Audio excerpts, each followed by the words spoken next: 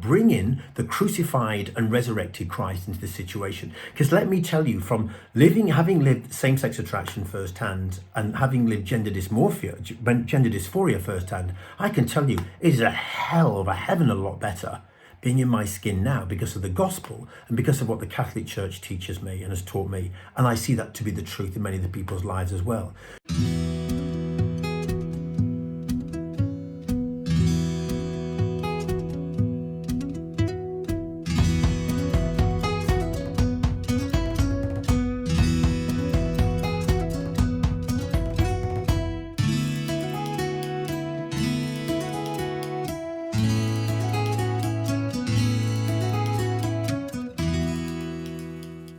Hello and welcome back to HLI Ireland's Let's Talk.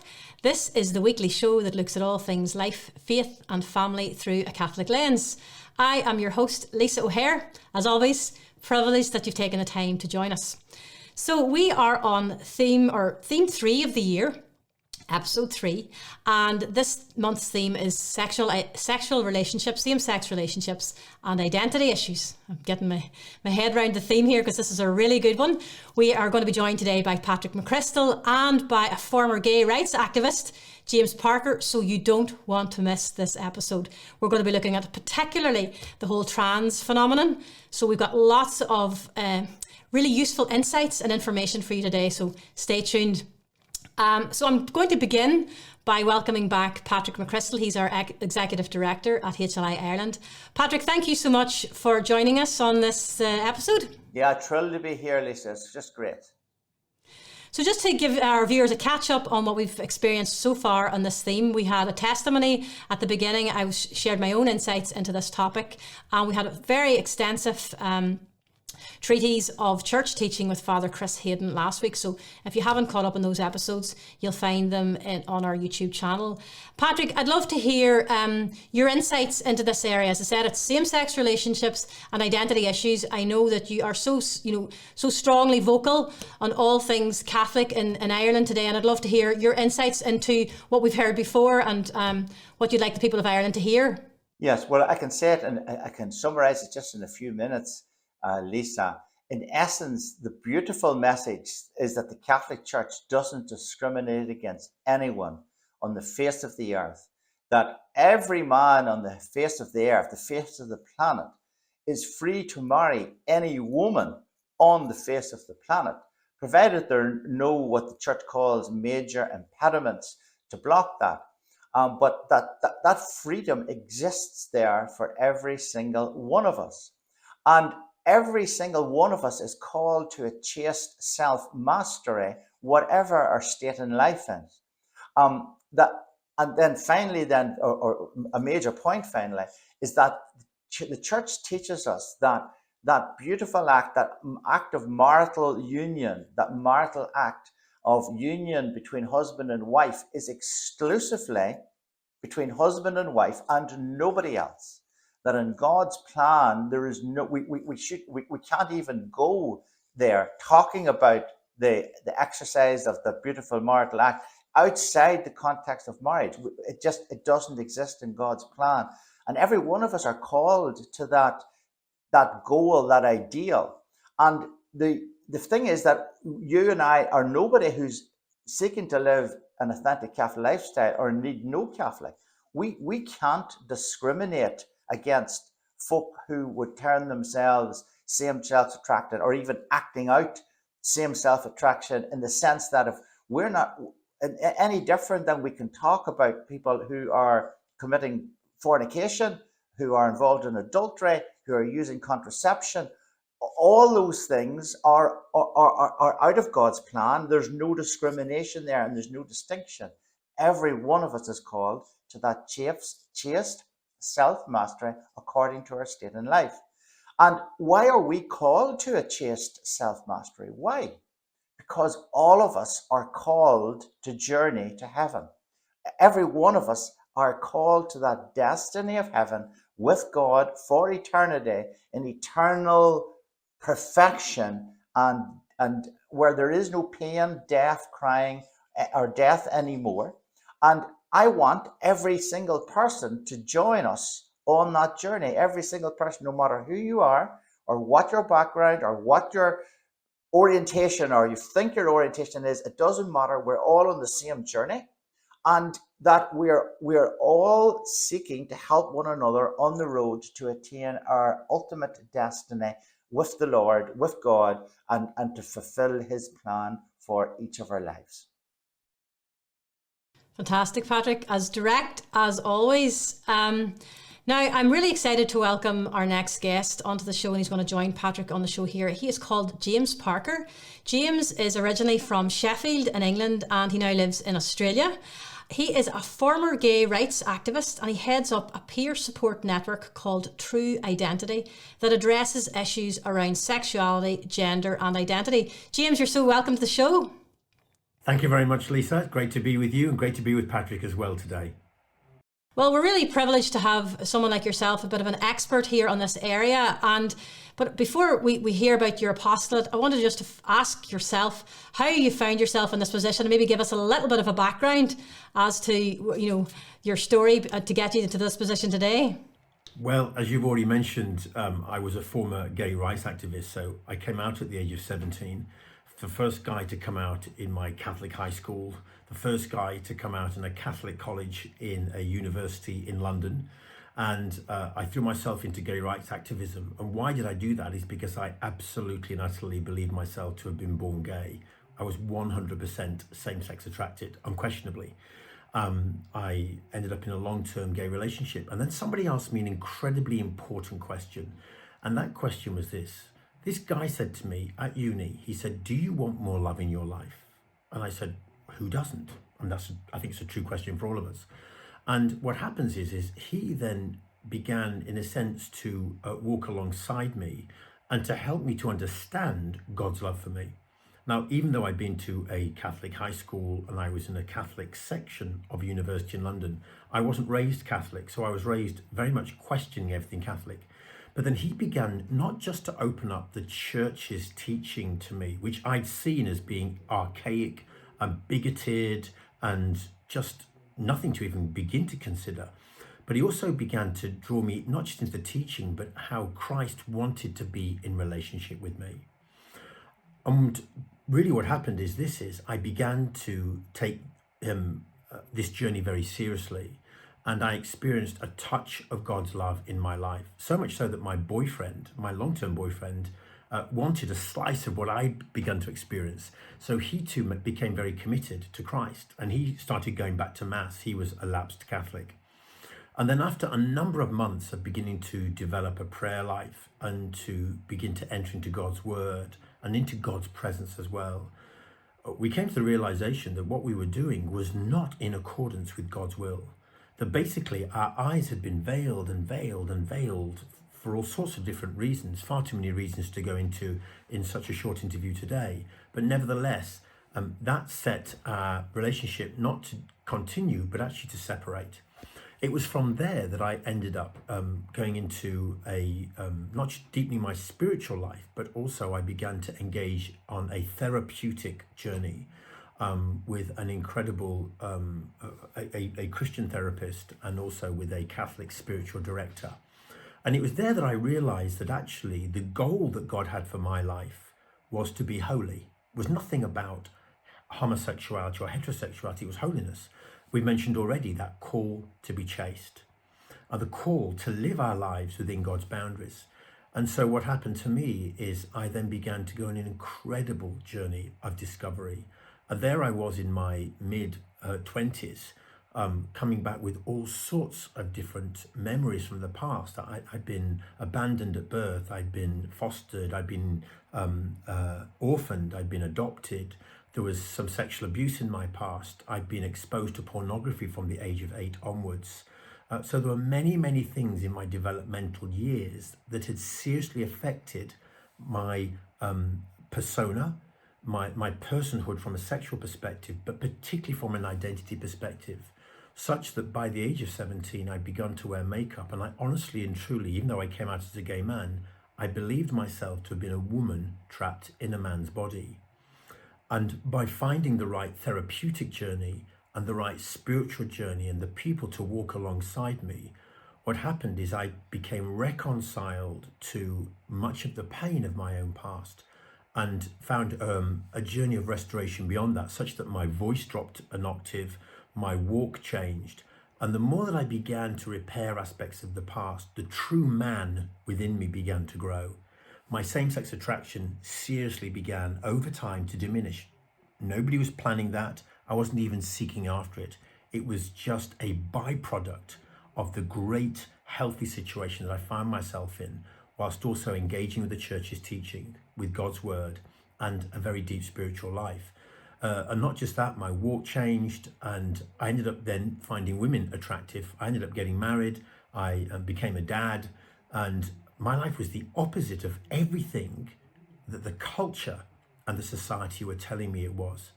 So because that's my journey, I've been spending the last 15, 20 years of my life literally walking alongside thousands of other people, not just across the UK and across my home country now of Australia, but also I'm in touch with people from 40 or 50 countries across the world who are also making this incredible journey. And they are rejecting the worldly cultural identity of lesbian, gay, bisexual, transgender, queer, whatever. And people might still be same-sex attracted, but they're recognizing that cannot be their truest and fullest identity. Many are coming to Christ and they're finding a whole new level of more love, which is what I went for and what I found as well. That's why I'm passionate about this particular topic today and why I'm delighted to be with you. Gosh, James, that's amazing. That is a story and a half. And I know that you have, you could give this 10 videos on everything that you've been through and an unfolding of your journey. And I mean, there's so many things that I want to pick out from it. But I mean, I love that you said that, you're now, or you moved on to living in opposition to everything the culture was saying. And what we're finding, we have in the last couple of episodes talked a lot about the same-sex relationships side of this, but our theme is also looking at identity. And what we're finding here in Ireland, when you're saying about the culture, it seems to be screaming at us at the minute, all things trans. And it's permeating into our schools, into our sports, and people are literally bewildered to sort of figure out how to deal with this phenomenon that has sort of swept in. Apparently from nowhere. These things never come from nowhere. But could you give us like a little insight? Because you mentioned that you wore makeup and that you saw yourself as a woman in a man's body. So you have an insight into that. Can you maybe explain a little bit about that phenomenon and how we address it or how we handle it within our schools and within our societies? Well, first, let me say this to you, and you've already hit the nail on the head there, Lisa, is you said this doesn't come from nowhere. It's come from somewhere. And let's be honest, by the time that we're picking oranges off the orange tree, the seed fell to the ground a lot earlier. And the seed died and the roots began to grow and nobody saw it. The challenge we have is this, is we have literally 50 or so years of moving away from God's plan on human sexuality and identity. That partly began with the swinging 60s, which gave birth to gay rights, as we call them. But let me tell you about an incident that happened to me in the Lesbian and Gay Centre in London back in the mid-late 80s. And I was part of a conversation with a couple of Americans, and they were laying out basically the plan. And I mean, there is a very deliberate agenda that has been designed to overtake the world itself. As crazy as that sounds, it's actually written in a book called After the Ball by Kirk and Madsen. It was also partly written in a paper that you can download online now by a guy called Paul Rondeau, which was called Selling Homosexuality to America. Putting those two things aside, I was in this conversation in London, and basically the two guys I was with, they said, our agenda is this, is we're looking for homo superiority. In other words, that the LGB agenda particularly would override every other agenda. And that meant that there had to be infiltration and leadership in the media, in entertainment, in education across our schools and across our universities. It had to be in religion. It had to be in healthcare, psychology, psychiatry, and the rest of it. It had to be in the military. But the two Americans I spoke with, they said, and of course it has to be in sport. And that's going to be the biggest hurdle, forgive the pun, that we have to get over. And one of the guys said, why is that going to be such a big hurdle? And then he turned around, this guy, and said, well, sport screams male and female. and we have to get rid of all of that. That was in 1987. And I remember thinking, this is ridiculous. This will never happen. But here we are. What happens is there has been a very, very deliberate attack on what it means to be male and female, because that's where God most manifests himself and where we find life. Within the boundaries that God lays down, we find life. Now, I say to many young people, and I talk to them in schools, many of whom have mobile phones, I said, what do you do with your mobile phone? Just leave it for a few days, and they go, no, we plug it in several times a day. I said, why? Well, otherwise it doesn't work properly. It's just like a doorstop or even, a coaster for your cup of tea or something. I said, that's right, you plug it in. I said, why don't you do that with your soul? We have to come back to exactly why we exist, the purpose, the origin of why we exist, and who gives us our identity. And that's God himself. But what's happened is our porn culture, particularly going back to the 60s and 70s, it was never challenged. And that's why, Lisa, today we're seeing 2/3 of our young people moving forward who are struggling with so-called gender dysphoria. We're seeing a social contagion happening. And the 2/3 are young women. And a number of these women, I've walked alongside young women, they're girls, teenage girls. And what's happened is in many cases, they have been exposed from a very young age to horrendous and violent pornography.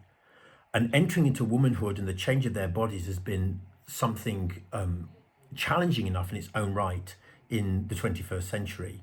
But then you add to that the fact that just about every single schoolboy has been exposed to violent, hardcore pornography and is beginning to look at women in that way. Many of these girls do not want to enter into womanhood. I talked recently with the deputy principal of a high school where 12 girls in one of the years at high school, 12 girls have all transitioned. And he said, what's interesting, he said, is they don't want to be with the boys. They still want to be with the girls. They just don't want to be attractive to the boys anymore. So why are we in this place? It's because actually we have not been awake to the fact that seeds were sown many, many years ago, and we haven't addressed the fact that the fruit we're seeing now dates back years ago because we have rejected ultimately what it is to bring God's love into the lives of people. Now, I could say a lot more on this topic, but if you're looking at where it's coming from, that's part of it.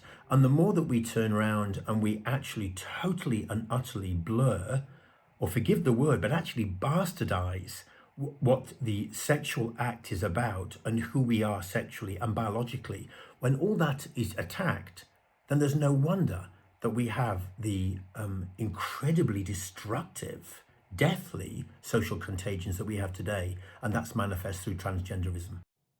Wow. I mean, there's a lot in that. Patrick, how do you respond to that? I know you have a few questions that you wanted to James to address in all of this. Yes, Lisa and James. Well, you see, what we want to do today is to speak to the ordinary person in Ireland and across the world who's been hit across the face of all this stuff, and they don't quite know what to do. So, James, a few questions that I have. I actually have a couple of sets of questions, but the first few questions isn't there a crisis of identity here? Isn't this not a rejection of God's plan? That people don't know themselves made in the image and likeness of God? Absolutely, that's exactly what is happening today.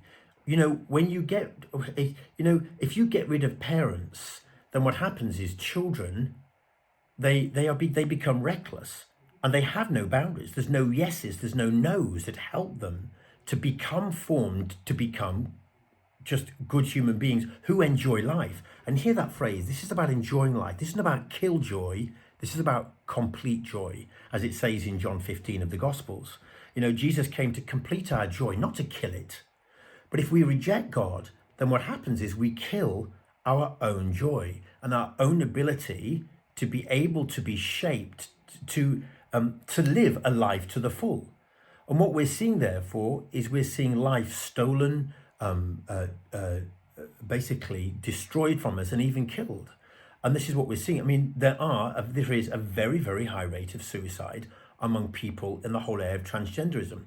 Now, what's happening, and this is what happened with the whole push for lesbian and gay rights at the beginning, is we were told if you do not fulfill the rights of what these people demand, then you are the oppressor and you are victimizing this other person. We were taught that. Basically, what happens is now the tables are turned, and we're particularly seeing this transgender community that is oppressing everybody else. It's turning around, it's trying to shut down therapy, it's trying to shut down prayer, it's trying to say that somehow or other we all have to believe that our biology and that science is telling lies. And let me tell you why biology is correct and why science is correct. Because I walk on a daily basis with people struggling with gender dysphoria and body dysmorphia. I also walk alongside a number of people who have detransitioned. I think of one particular friend who went to see his GP in his early 30s, and he said, I'm struggling with my identity. I think I might be a woman trapped in a man's body, as I had felt in my late teenage years. This GP referred him to a psychiatrist who immediately put him onto estrogen without asking questions, and then he was sent to an endocrinologist. Within 9 months, that man had grown breasts and he had his male genitalia removed. He questioned this in the hospital afterwards, but he ended up living 19 years as a false woman, being captain of the women's football team where he lived. And it was only, in a sense, once he had a spiritual revelation that he came to see and understand he'd been living a lie all these years. And he'd stolen the captaincy of the women's football team from other women for many, many years. And so what happened is he detransitioned back onto testosterone. He will always be a victim, and I use that word deliberately now, a victim of big pharmaceutical companies, because there's always money to be made in these issues. But what's happened is he has become a strong inner man today. Now, you may say, but his body doesn't display that of a man anymore. So it doesn't matter. Ultimately, manhood is about our internal being. It's not about muscles. It's not about what you look like. That's why this whole drag queen phenomena that's taking over the world as well is so incredibly perverted. And it is it rips away the dignity of womanhood from our society as a whole and from every woman. How dare men turn around and portray womanhood as somehow being the upper body or big lipstick and big eyebrows and hair, etc. This is just an external aspect of womanhood. Womanhood is not the physical body. Womanhood is something invisible and spiritual that is backed up by the physical body itself. And that's why it's really, really important for the common man, for the common woman, anybody watching this, to step back and realize if you see a body that you know is XX chromosomes, it's female, and it always will be. And a body that's XY chromosomes, it's male, and it always will be. And I don't care how much we castrate, how much we mutilate, how much we tweak and sterilize people, and that is happening particularly to our young people. Lord have mercy. But whatever happens is we have to come back and realize it is the truth that sets us free. And in many of the detransitioners now who are having their stories squashed because the trans group are such a large juggernaut that's trying to turn around and say that detransitioners don't exist, they're very, very real. These people are very hurt and they're very, very angry that much of their own life, particularly their fertility, has been stolen away from them. So it's more important than ever that we group together, we stand together on that which is true, recognizing that we are not the oppressor. We are trying to rescue our young people in particular from becoming even greater victims than they already are of social media and the social contagion around them. Yeah. I mean, there's so many things. I'm just scribbling down my notes here, James, to pick out, and I could talk to you for hours. But, you know, you mentioned a couple of times this idea of ordinary people, common man, common woman, you know, and more important than ever that we come together and that we stand together. And you also mentioned sport there, and that's something that's very dear to my heart. You know, I played sport in my youth, and Our Ladies Gaelic Association here in Ireland is proposing to allow transgender men to enter the women's competitions, but people are afraid to speak out on this. You know, but what you mentioned there, you know, the guy in your story, he realised that he was stealing opportunities from girls. Absolutely. And not only that, it's highly dangerous. But so people are starting to awaken to the realities, the dangers of affirming this, and the dangers that's going on here. But I also I know that I have a group of very dedicated listeners who are parents and teachers, particularly in schools, and they're being confronted by now, you know, ordinary individuals, like you say, these ordinary little young children who are presenting themselves in Catholic schools in a different gender, or asking to be called by a different name or a different pronoun. How do you respond, or how can we equip the teachers who are faced with this now in Catholic schools? Well, I mean, what would you do in any situation? You know, if a child turns around and says, you know, I'm a puppy dog, and children do that, or they turn around and say, I'm a cowboy, or I'm an Indian, or I'm a pirate. I mean, we don't take kids to say, you're a pirate, we'll cut your leg off and we'll take your eye out and we'll remove your wrist and we'll put you on a hook. We don't do that. We turn around and we say, we recognize this is a stage that they are going through. But it's also particularly important a to teenage stage, like you say, particularly a teenage stage. Particularly teenage stage today. And because, I mean, really, the key issue we need to address is the porndemic. Pornography has totally and utterly ruined our lives. It's taken us away from our God-given dignity, and it's left people awash in profound depravity and the inability to have an understanding of the beauty and the dignity of the human body, and of course of the soul. And look, I want to say this, and I do want to challenge our clergy who do have a responsibility, and particularly the hierarchy as well, that this is possibly, if not the most important topic that they need to address today, particularly the Catholic clergy. I come across many in the Anglican Church at the moment, and we're seeing massive schisms happening because what's happened has been a failure to stand on the God-given eternal truths of who we are. So what would I say to parents and others who are presented with these situations? I would say this. I'd say that until they come forward and actually prove scientifically that you can change a boy to a girl or a girl to a boy, we continue to go with what we see and what we believe and understand and know to be real. Otherwise, what happens, if we're not careful, we end up lying to other people. Nobody needs to be lied to. In fact, that's a great injustice to anybody, and particularly to a young person. And what we are seeing now is the fact that there's a lot of anxiety, there's a lot of depression, there's a lot of inability to actually have good social relationships with other people happening among our young people. Autism, there's a rise in Asperger's and these other different issues. And we need to take these into consideration, or we need to find remedies for that.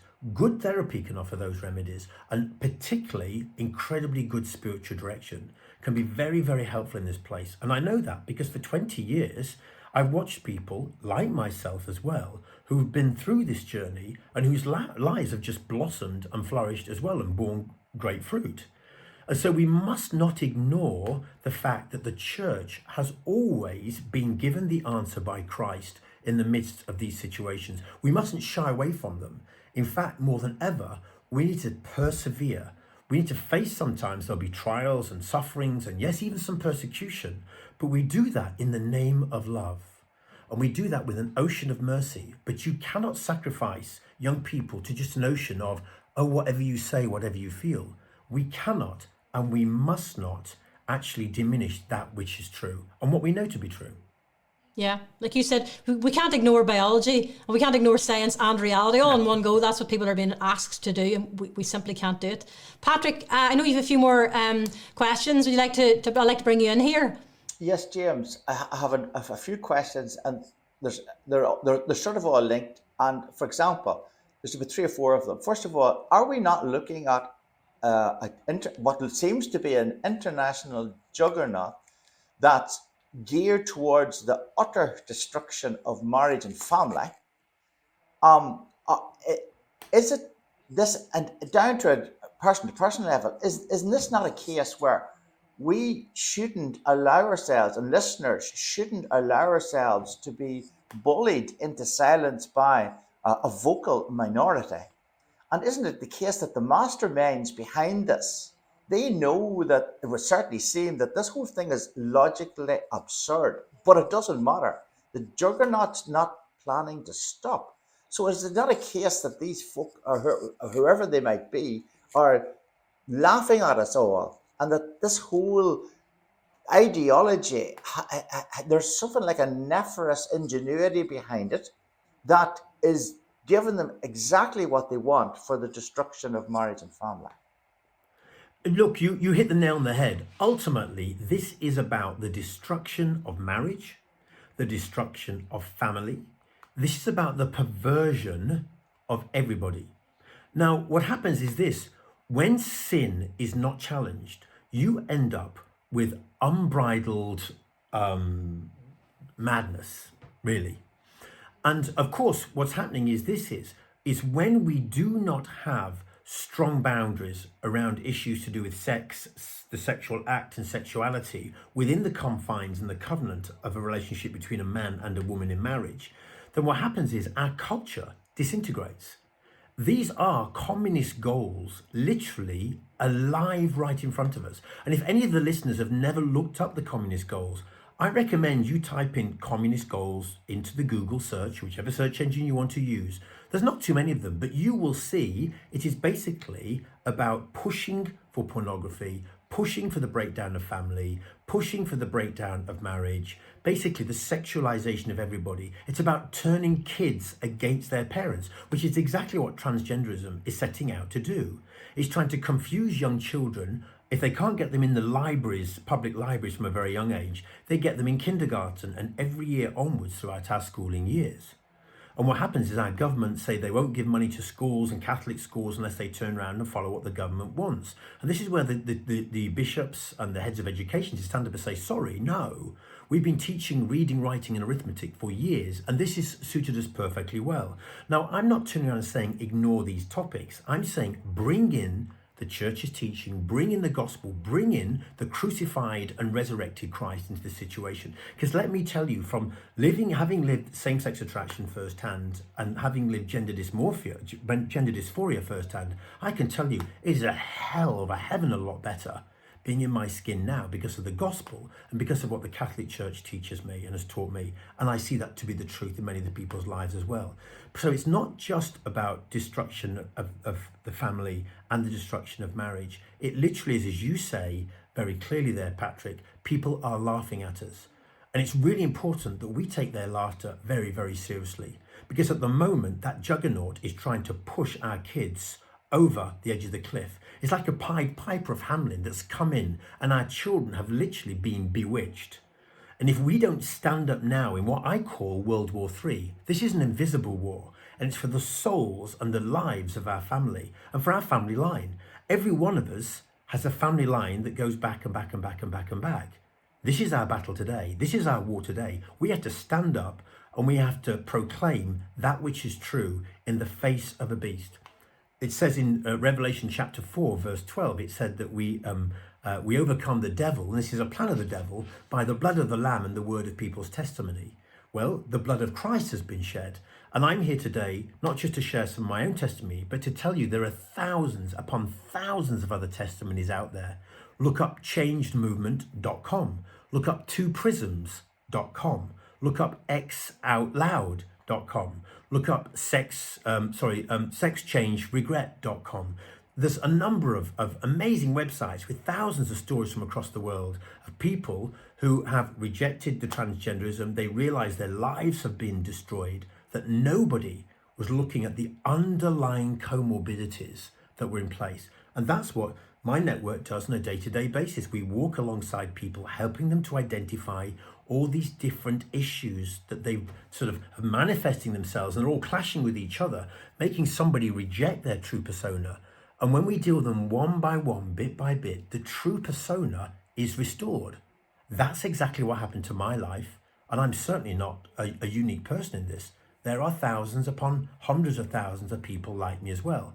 And it's very, very rare that you will ever hear our stories, certainly not in mainstream media, because mainstream media and our politicians, for the most part, are leading us in a completely other direction. They're moving us back into a place of captivity, almost being imprisoned by the culture, rather than being able to live that inner freedom that Christ promises us. James, I also picked out something that you said very quickly earlier on. You mentioned that these are the communism goals, and you said they are trying to shut down therapy and shut down prayer. Can I just ask you about your apostolate and about, this whole idea, because we're seeing it in the laws in the UK and in Ireland. They're gunning for so-called conversion therapy, and they're gunning for any kind of therapy or prayer into this area. Could you just let us know your thoughts on that and what it is that your apostolate offers? Well, first of all, I want to say this is the anti-conversion therapy laws are saying that in the past, or that people have been forced into ice baths, they've been forced, lesbian and gays have been forced to look at copious amounts of heterosexual pornography, they've had electroconvulsive therapy, etc. Now, I know sportsmen who have ice baths. I know plenty of people who are heterosexual who still today have electroconvulsive therapy because they do have deep depressive issues they're not dealing with. Our problem is that our society has lost sight of what it means to actually offer really good, insightful, holistic, spirit-filled therapy to people to help them understand who we are as human beings. I'd say this though, in Ireland, in the UK, in Australia, these therapies that they say are happening, these were rejected years and years ago from the gay community. But that is the covering they're using to try and stop any form of therapy for anybody to ever question issues or matters relating to human sexuality and identity. So what's happening is they're trying desperately in our schools to make sure that our children are formed into an LGBTQIAAP plus 2S way of thinking, but nothing's allowed to challenge that. So they're not allowed to really think for themselves. So the tables have been turned 180 degrees. Whereas years ago, we didn't talk about this stuff. Now it's all we talk about. So the love that didn't dare speak its name now won't shut up. In fact, it's screaming at everybody. But the challenging thing is this as well. And I know this from having been a leader in the gay community, is that people are very, very aware that sexuality in the right circumstances will be heterosexual. People will become same-sex identifying, or they will experience gender dysphoria. And so what happens, they want more and more young people to experience that, so their numbers increase. And it sounds a crude thing to say, but often it means there's more meat on the rack to choose from. And it makes a lifestyle that in and of itself is incredibly disturbing within the soul. It tries to make it normalized. And I appreciate that people want to feel normal, but it's not a normal life. It is intrinsically disordered. It just is. And I put my hand up. I've lived it. So what's happening today is we are seeing that lifestyle being lauded as something good. Well, the only way you can do that is to shut down therapy and to shut down prayer, which actually means therapy and prayer really work. And that's why we have a peer support network. We don't specifically offer therapy. We offer a prayerful setting where we just help each other deal with some of the different core issues we have. So even if they ban therapy around sexuality, sexuality is formed in so many different places that there's different aspects to our lives that if we just access good therapy generally, people can still get well. Now, that doesn't mean to say they become straight. We mentioned earlier on, the goal is holiness for all of us. The goal is not heterosexuality.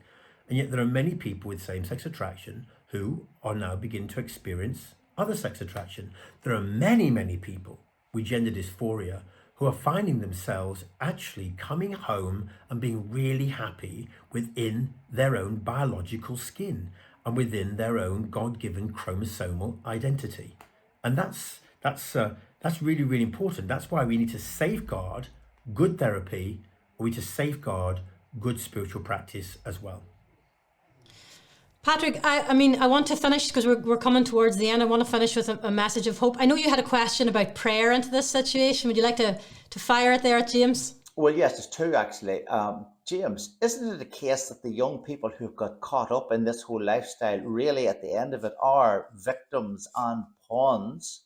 And isn't it true that the whole thing has got so beyond our human capacity to do anything about it? It's so big that really we have to have recourse to the power of the divine and prayer, and particularly the rosary. Look, absolutely. Because what happens is this: by meditating on Christ's life and his death and his resurrection, then what happens is we place ourselves outside of time into Christ, and we experience all the benefits of what it is of Christ taking on humanity as divinity. So yes, the rosary is really, really important. I know that for me, the rosary became an imperative part of my healing journey. And we take seriously those words that Jesus spoke on the cross in John 19, verse 27, where he turned around to John and he said, "Son, behold your mother." And I say this to people. I say, look, until you are willing to recognize that Jesus came to show you God as Father, and basically through Mary, the new Eve, you have a mother. And therefore, you can find a deep, deep peace and profound resolution of any issue that you have through being able to take on the divine parenting that is offered to you. Without that, I don't really see people getting well, not seriously well. People do get better, but they don't really end up with that peace that the world cannot give, that Christ promises us within the gospel. And that's why I applaud the work of Human Life International and what HLI do, because what happens is you take us very seriously from conception right the way through to natural death in preparation for eternal life. So we're not just seeing temporal life stolen from our young people, but in many cases we're seeing them being dragged away from their own true God-given dignity into a place of eternal damnation and depravity. And that's why we need to speak up, and speak up loudly more today than ever before. And that means get an education, learn little bit by little bit. And I'm hoping to bring about a whole new series of videos onto YouTube, onto Rumble, about these very, very topics, so people can watch them from the privacy of their car, the privacy of their own lounges, and wherever they might be. We need to have some good, honest, robust discussions about this topic. And we also need to be able to turn our hearts, our minds, and our whole beings to God in prayer. That is a fantastic way to close us off, James. Thank you so much. I mean, you've even brought back that line that we talked about over maybe 2 episodes, that the Lord gives us a peace the world cannot give. And that's where the hope is. We're in the octave of Easter. That's where the resurrection power is. And Yes. we always want to give a message of hope, but as you said, we can't be afraid to have these conversations. That's why we brought out this series of Let's Talk. It's to have those hard conversations, but to have them with a sense of hope, and encouraging people to a sense of peace. And as you said, the word reality has come up in a couple of the first 2 episodes as well. We must live in both the temporal reality with what we're dealing with here and now, but also those spiritual realities of where we want to be in eternity. Patrick, have you any closing comments there before we just wrap up? No, except that what a joy it is to be seeking to be an authentic follower of Christ, and that he is the way, the truth, and the life, and he's the only one that can give us true freedom, no matter what the world around us says, no matter how people might jump up and down and stamp their feet and rage. Christ is there offering his way of freedom to every single one of us, and ultimately all of us are in the same boat. Amen. Praise God. Amen. Praise God. Thank you so much, James, for your time. It's been wonderful to be with you. Yeah, we'll hopefully keep in touch, James. What we have now next week, folks, we have a live show that you can join at 1 o'clock next Friday. So please join in, send us your comments, comment on the videos. We need to get this conversation. We want to be able to help you, want to hear from you, want to hear your stories and see how we at HLI Ireland can help. So thank you, gentlemen, so much for this really, really, really important episode. Thank you, Lisa. You're welcome. And to you viewers, please remember that we at HLI Ireland are working and praying for an Ireland where God is first, life is sacred, and the family is cherished. Please join our conversation, and we'll talk to you again soon. God bless.